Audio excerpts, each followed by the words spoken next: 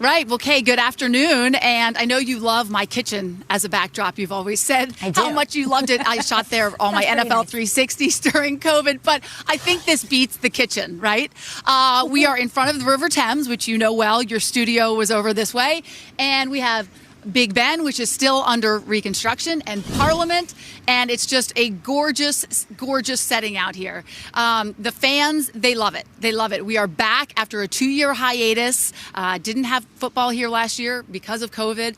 And you know what? When you see the fans walk around, it's so interesting. One of the coolest things is you can see 4, 5, 6, however many people, and they all have different jerseys on. So all the teams represented, and they're getting along, which you don't necessarily see back in the States. I was so excited that I actually beat the teams over here. They're flying out tonight, the Jets and the Falcons, and they arrive tomorrow. And the weather, it's gorgeous. It's mid-60s. It's expected to be that way through the next couple of days, which I'm excited about. No London rain because I'll be on the sidelines for the game.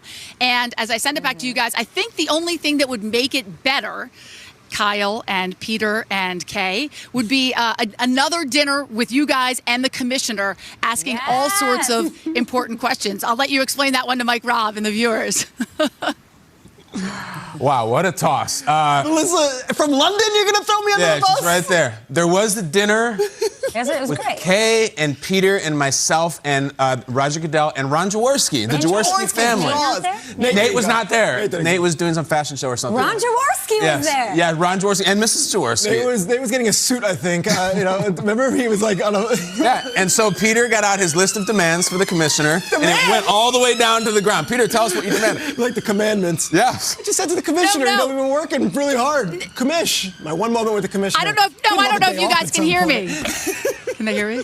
We can. Go on, Melissa. Go ahead, Melissa.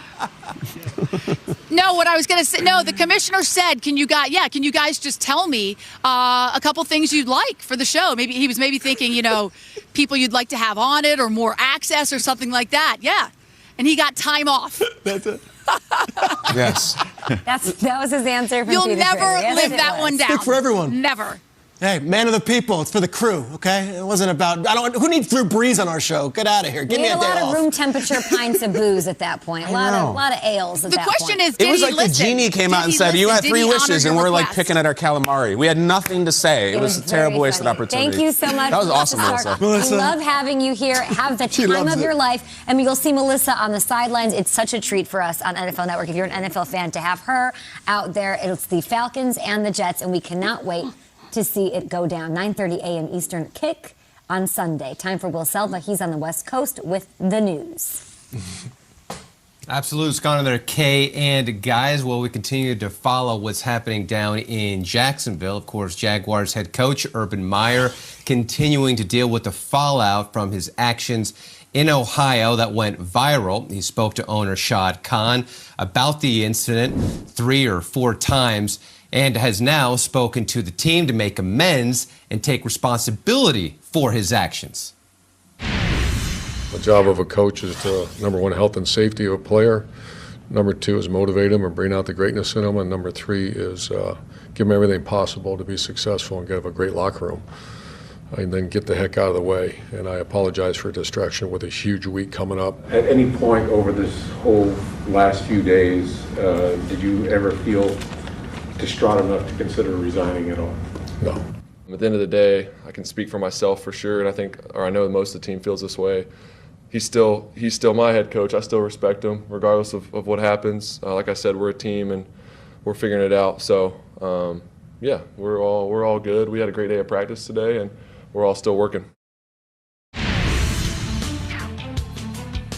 Well, as our Ian Rappaport told us earlier in the show, Justin Fields now the starter moving forward for the Bears, and he's taking the job seriously. Upon learning of the news, he went home to tell his parents who were visiting they wanted to go out and celebrate, but Fields said he had work to do.